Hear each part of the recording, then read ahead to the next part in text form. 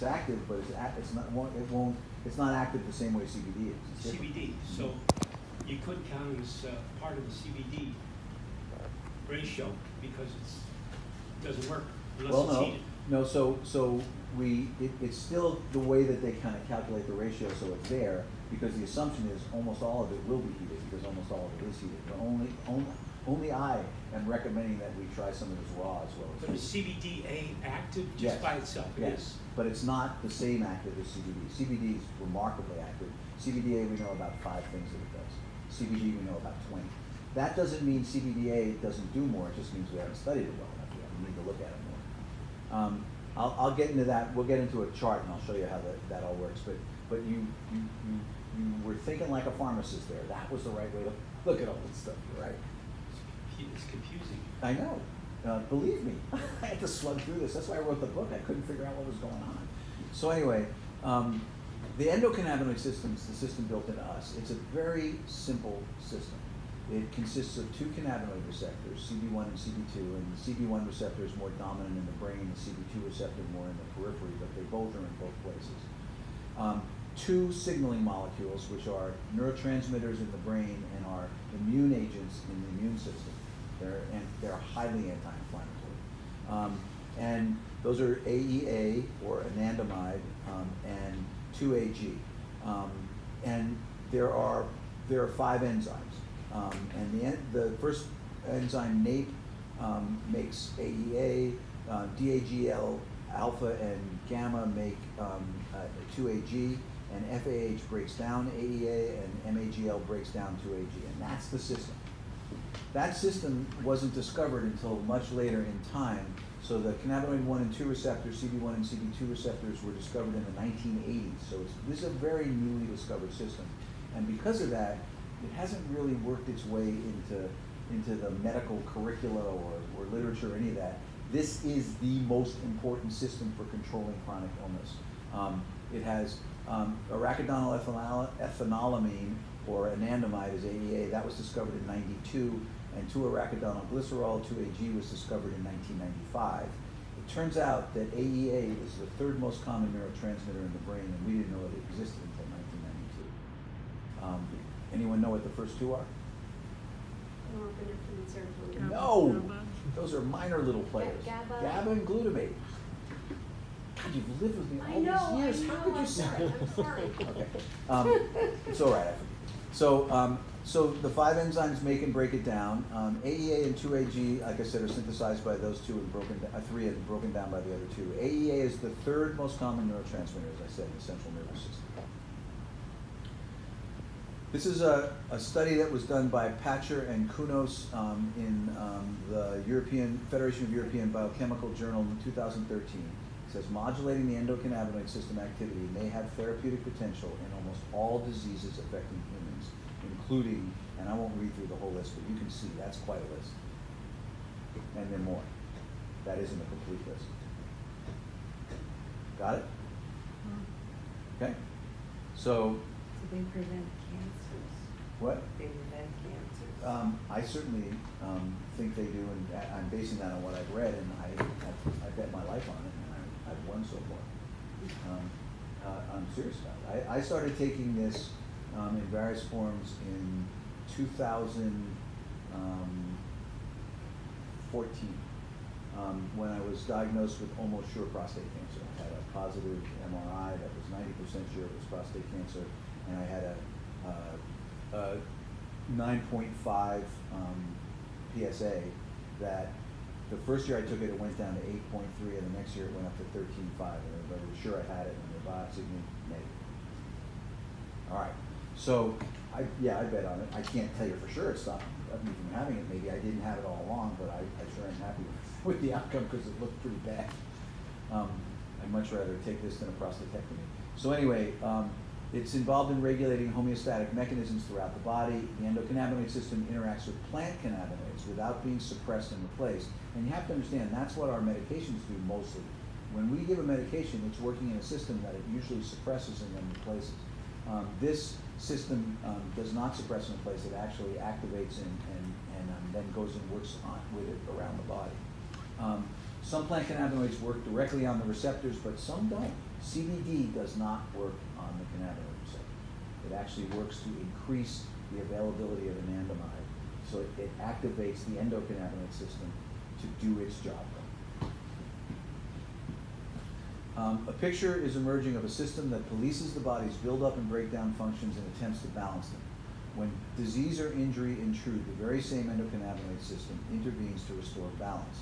Endocannabinoid system interacts with itself, endorphins, hormones, cytokines, growth factors, pleasure molecules, the microscopic connective tissue system, immune cells, bone buildup and breakdown, nerve and glial cell inflammation, cell regeneration, and apoptosis.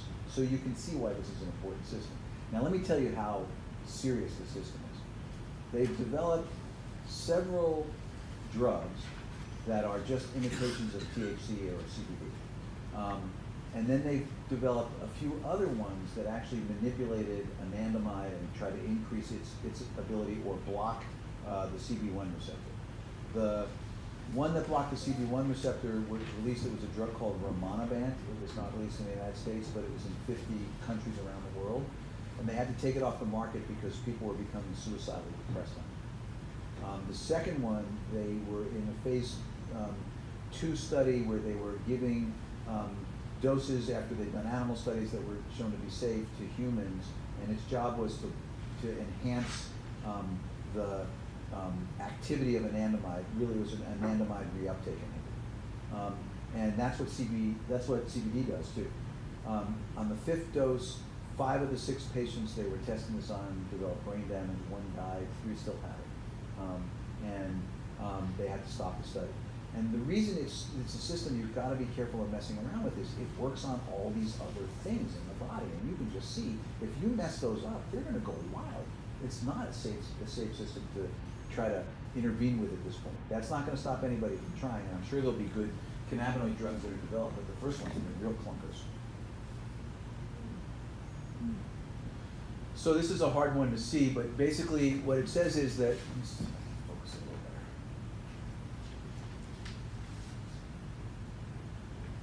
Yeah, that's all right. So the endocannabinoid system works on itself, the endorphin system, the vanilloid system, the GABA, glutamate, catecholamine, serotonin system, the HPA, the hypothalamic pituitary adrenal axis system, the PPAR gamma system, and the immune system. That's all. So again, you can see why this is an important system not to blow up, and you want to really be gentle with the way that we deal with these different systems here, because they're responsible for well-being, restoration of normal function, analgesia, pleasure, acute to chronic pain and back, mood, anxiety and pain, birth of new nerve cells, and acute to chronic inflammation and back. And so these are just critical systems that this works with. These are the plant cannabinoids now. That is a leaf of the plant magnified 50 times. And those are actually the trichomes that contain the cannabinoids on the leaf. To the naked eye, it looks just like a leaf, but when you get a close up like this, you can see it has all of these glandular things coming out of it. This is a pretty ripe plant here. Plant-based cannabinoids, there's no lethal dose. Multiple plant cannabinoids are analgesic, anti-inflammatory, anti-tumoral, anti-proliferative, so they also prevent tumors from spreading as easily, anti-nausea, neuroprotective, anti-seizure, anti-metabolic, among many others. There are at least 9 medically active plant cannabinoids in the various strains of the plant. It is more likely to be double that amount. These are the ones we know about, but there's a lot more to learn.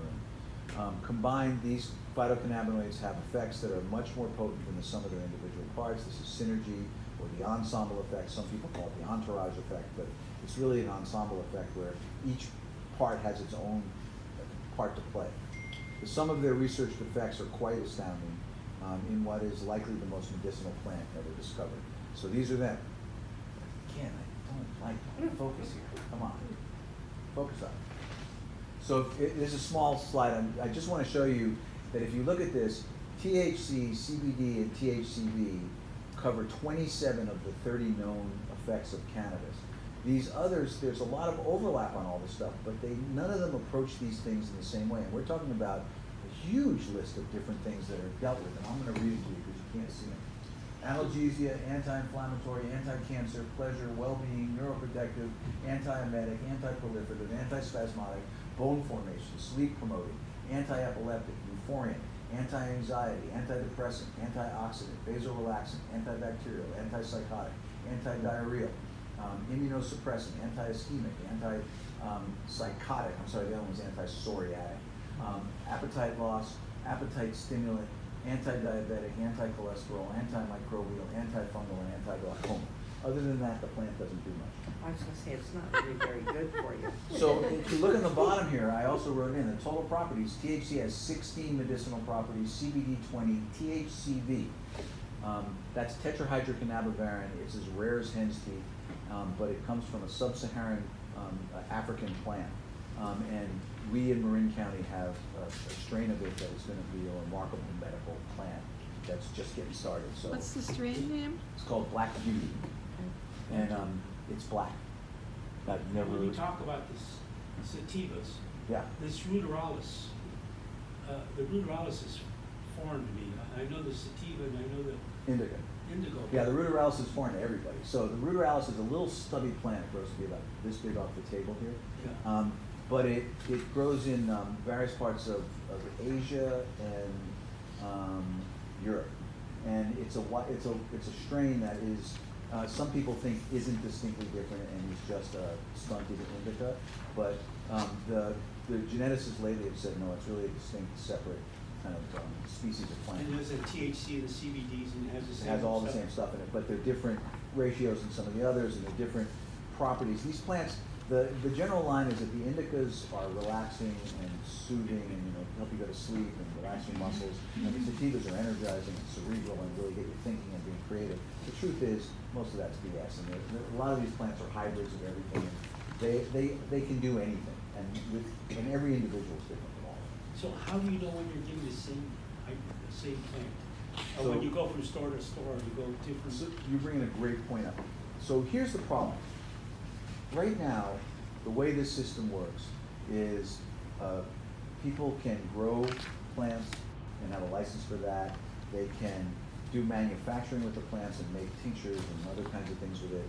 They can have a distribution license where they have to track and trace everything, and they keep every dispensary has to have a distributor to get it from the grower to the dispensary, get it from the manufacturer to the dispensary, and the distributor has to keep meticulous records of where it all came from, that it's been tested and certified and all the other stuff. And there's a delivery license. Those are the basic 4 licenses that exist. The problem is that the growers grow what they grow, and then when that's out, they grow something else. And they don't, some growers consistently grow the same plant, but most are just, growing the fastest plants they can grow to have as many harvests as they can while the weather is nice and all the other stuff, and then some grow inside and they just grow year round, and they keep changing strains. And so the same dispensary is very likely to have different strains all the time, and not the same strain over and over, and there are multiple growers that sell at different times to different dispensaries. So we like to work with one in West Marin. It's called Synergy Wellness, and he grows consistently the same plants the same way every time. They're organic. There's no pesticide that touches them. He's very careful and meticulous about what he does. Does he grow them there on premise, or does He has been. His wife has told him he's got to move out of the house, and so he's looking for some other place to grow them. And he's part of the research consortium, and that's what we've been working on to get everybody up to snuff to be legal and do this the way it's to be done. What's the name of the company? Synergy what? Synergy Wellness, Synergy. and the website is synergycbd.com. So listen to this. This guy's got a 4,000 person dispensary. Now,